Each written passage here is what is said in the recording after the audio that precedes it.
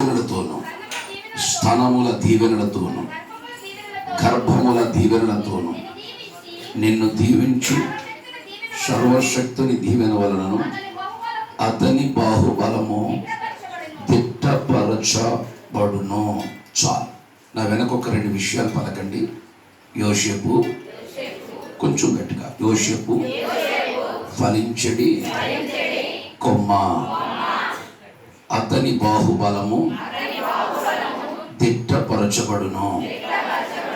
ఈ రెండు విషయాలు చెప్పండి. యోసేపు ఫలించడి కొమ్మ, అతని బాహుబలము దిట్టపరచబడును.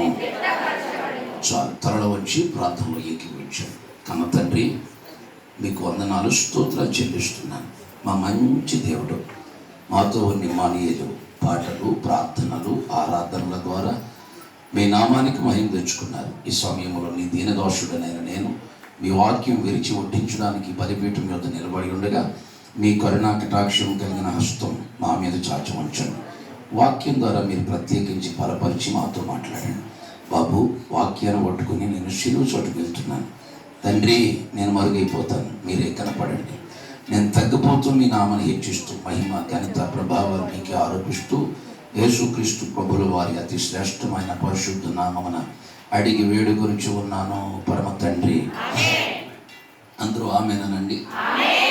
క్షేమకరమైన ప్రయాణాన్ని ఇచ్చిన దేవాది దేవునికి మహిమ, ఘనత, ప్రభావాలు చెల్లిస్తూ ఈ ఉదయవేళ ఈ ఉపవాస కూడికలకు నన్ను ప్రేమతో ఆహ్వానించిన దేవుని సేవకులు, అభిషక్తులు, అత్యంత ప్రియులు, గనులైన దేవుని యొక్క సేవకులు, వారి యొక్క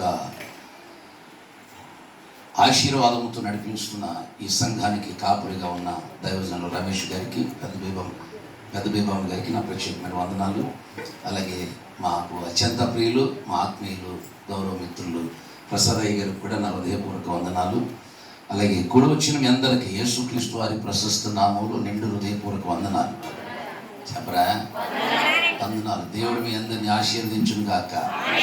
ఆమేన్. అలాగే చక్కని సంగీతాన్ని అందిస్తున్న సంగీత విద్వాంసులకు నా ప్రత్యేకమైన వందనాలు తెలియజేస్తూ, సంఘ పెద్దలు ఉంటే సంఘ పెద్దలకు ప్రత్యేకమైన వందనాలు, యవనస్తులకి నా శుభాలు. మొట్టమొదట అడుగు పెట్టాను మీ సంఘంలో. మీ సంఘమును దేవుడు క్షేమాభివృద్ధి కలగ చేయునుగాక. అందరూ నోరు తెరిసామని చెప్పి ఈ సంవత్సరం ఇంకనూ మిమ్మల్ని దేవుడు బలపరుచునుగాక. రైట్. చదివిన వేద భాగంలోంచి 11:30 అయింది. సరిగ్గా సమయం నాకు ఇచ్చేసరికి ఒక గంట సేపు చెప్తాను. 12:30 కల్లా మీకు అప్పగిస్తాను. ఓకేనా? ఎందుకంటే మెంటల్గా ప్రిపరేషన్ అవుతారని కూర్చుంటారని.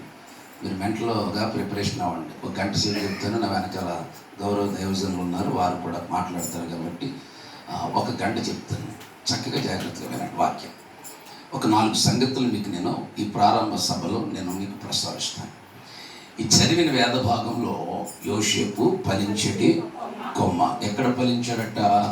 ఊట యొద్ద ఫలించడి కొమ్మ. ఎక్కడ వరకు ఫలించాడు? గోడల మీదుగా దాని రెమ్మలు వ్యాపించుకుంటూ వెళ్ళాయి. ఈ 3 విషయాలు చెప్పండి. యోసేపు ఎవరు? ఫలించడు కొమ్మ. ఎక్కడ ఫలించాడు? ఊట యొద్ద ఫలించాడు. ఎక్కడ వరకు ఫలించాడు? గోడల మీద వరకు ఫలించాడు. చాలాసార్లు సందర్భం చదివాం కదా. అసలు ఈ మాట పలికింది ఎవరు? అసలు ఏంటి దీని బ్యాక్గ్రౌండ్? అసలు యోసేపు ఫలించడానికి గల కారణాలు ఏంటి అనే సంగతులు మీకు 4 విషయాలు చెప్తాను. మీకు ఈ మాటలో ఈ చివరి మాట మీతో చదివించాను.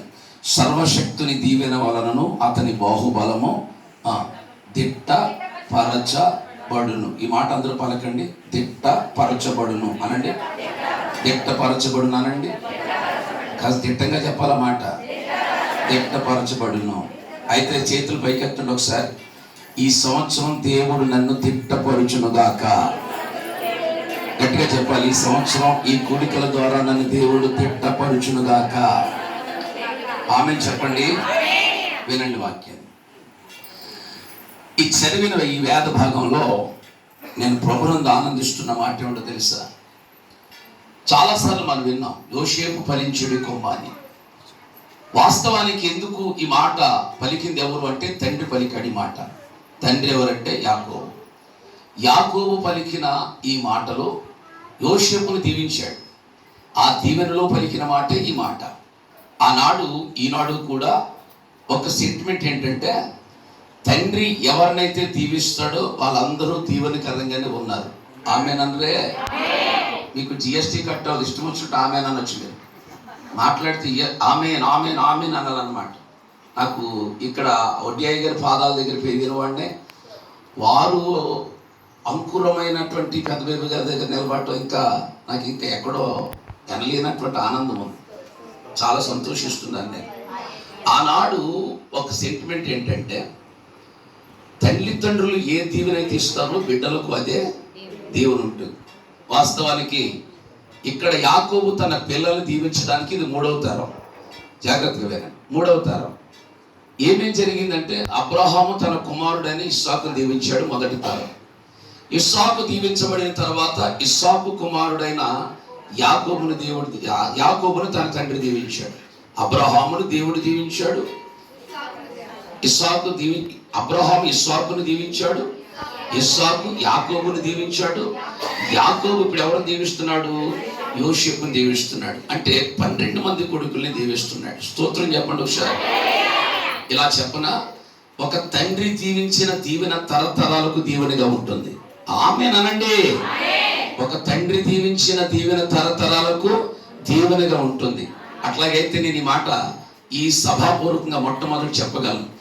ఈ ఏరియాలో, ఈ ప్రాంతం అంతా నేను చాలా దూరాలు తిరుగుతుంటాను. ఎక్కడికి వెళ్ళి మాట్లాడుతాను. నేను, పాస్టర్ గారు మీరు ఎవరితో మీ ఆత్మీయ తండ్రి ఎవరు అన్నప్పుడు నేను మొట్టమొదటి చెప్పేది ఎవరి పేరు తెలుసా? ఒడ్డియాయి గారి పేరు చెప్తాను. నేను ఎందుకు చెప్తాను తెలుసా? ఆయన మా దగ్గరికి యేసువర ప్రసాద్ గారు చచ్చికొచ్చేసరికి ఆయన బుల్లెట్ కృష్ణఫరయ్య గారి తోలుకొచ్చేవారు, అల్లుడి గారు తోలుకొచ్చేవారు.